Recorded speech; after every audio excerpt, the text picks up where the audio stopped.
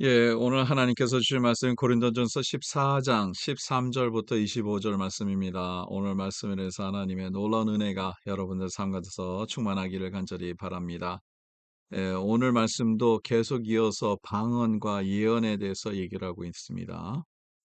방언보다 예언을 더 하라고 이렇게 권하죠. 그 방언에 대해서 우리가 좀 알아야 되는 그러한 내용들이 있다는 거죠.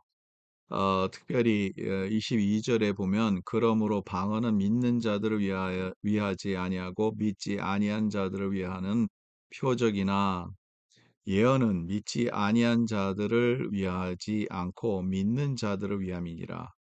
이 내용은 도대체 무슨 내용일까요? 방언은 믿지 아니한 자들을 위하는 것이다. 그래서 그 표적으로 보여주는 것이다. 이렇게 얘기를 하고 있고요.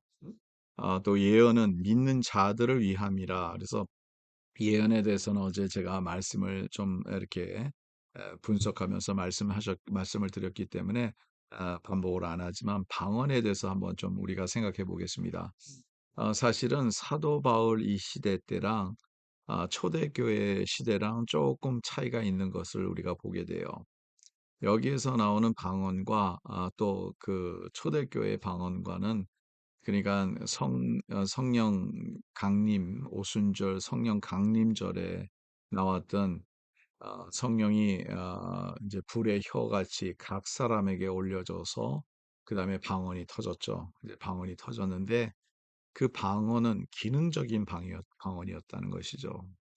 그러니까 바벨탑으로 언어가 흩어졌는데 이제 모든 각 나라 사람들이 다른 언어를 하지만 그 방언으로 서로 어떤 메시지를 주는지 이해했다는 거죠. 다른 언어지만 그것을 알아들을 수 있었다는 거죠. 그래서 오순절 성령 강림절은 바벨탑의 사건의 리버설, 그것을 거꾸로 바꿔놓는 성령님께서 우리를 하나로 뭉쳐놓고 예수 그리스도의 복음으로 우리가 하나 될 수 있도록 복음에 선포되기 위한 기능이었다는 거죠.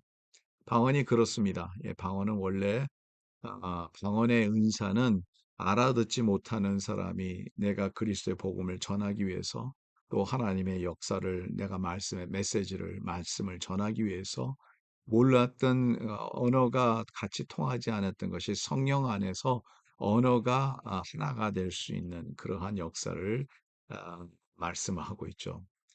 예전에 이런 일들이 있었어요. 제가 저를 이제 신앙으로 키워줬던 전사님이 계시는데요. 여자 전사님이십니다.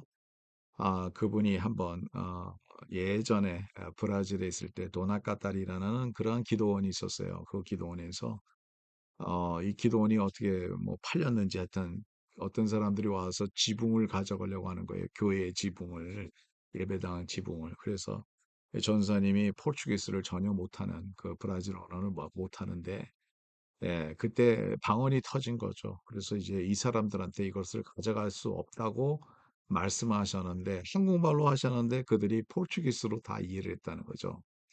예, 이러한 일들이 바로 그 초대교회의 성령 오순절 성령의 강림 일어났던 일과 동일한 일들입니다. 방언이 그래서 우리에게 주신 거죠.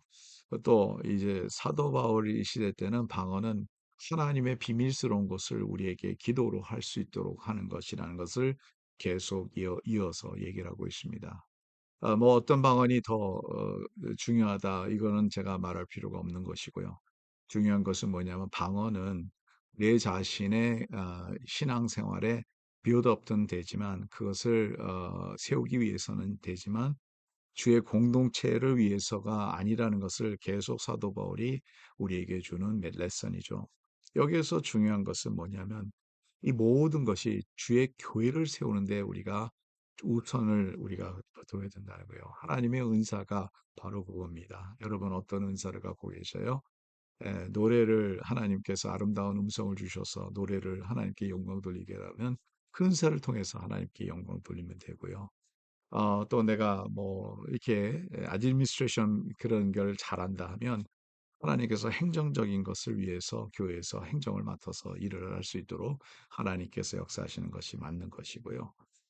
여러 가지 우리에게 은사를 주신 게 있어요. 근데 그 기능을 우리가 해서 교회를 세우는 데 우리가 앞장서는 것이 얼마나 중요한지 모릅니다. 또 교사로 우리를 세우시면 하나님의 말씀을 전하고 또 어린아이들한테 막 성경을 가르치고 이러한 하나님이 주시는 은사를 우리가 이용해서 하나님의 교회를 세움으로 하나님께 영광 돌리는 우리의 모습이 이루어져야 된다는 거죠. 아무튼 오늘 20절 내용을 한번 읽고 제가 마치고자 합니다. 형제들아 지혜는 아이가 되지 말고 악에는 어린아이가 되라. 지혜는 장성한 사람이 되라. 예, 지혜는 어른이 되라는 거죠. 참된 지혜 있는 자로서 어른 같은 모습을 우리에게 있기를 간절히 바랍니다. 우리가 작은 것으로 인해서 그갖고 막 다투고 서로 갈등하고 서로 이게 고린도 교회가 그랬었군요. 그리고 서로에게 자랑하고 서로에게 이런 것이 아니라 하나님의 지혜 가운데서 우리가 성장한 모습을 보여주고 악에는 어린아이가 되라. 그것은 뭐냐면 악한 일에 대해서는 우리가 아무것도 모르는 사람이 되라는 거죠. 여러분 그래서 언제나 우리는 악한 일을 보면요. 나는 몰라 하고 그것을 뿌리치고 하나님 앞에 하나님의 지혜를 구해서 하나님의 지혜로 주의 교회를 세워서 주님의 말씀으로 주의 교회를 세우는 저와 여러분 되시기 간절히 바랍니다. 하나님 감사합니다. 오늘도 말씀 주셔서 감사하고 이 말씀 안에 있는 진리대로 살 수 있도록 도와주시옵소서. 교회 지혜의 어른이 돼서 성장한 사람으로서 하나님 주의 교회를 세울 수 있도록 도와주시고 언제나 성령님께서 저희들과 함께여 주시옵소서. 예수 그리스도의 이름으로 기도드리옵나이다. 아멘. 예, 오늘도 우리 주님과 함께 승리하는 하루가 되기를 간절히 바랍니다.